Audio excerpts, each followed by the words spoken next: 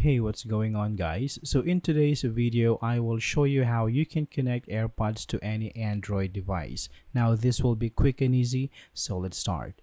So first, open up your Android device's settings.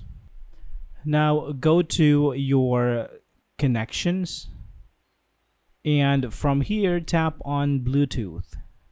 So after that, you should see all the devices that are ready to connect. Now on your AirPods, you will find a button at the back. So what you should do is hold this button right here. And it's also important to remember that you should do this while the AirPod case is open.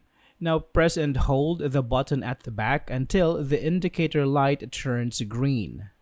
After that, your AirPod should pop up on the available devices list. So it's this one. Let's tap on it and let's pair your AirPods. Now click on OK. And it is going to connect your AirPods to your Android device. Alright, so that's it for this video guys. I hope this is helpful for you. Thank you so much for watching and I will see you on the next one.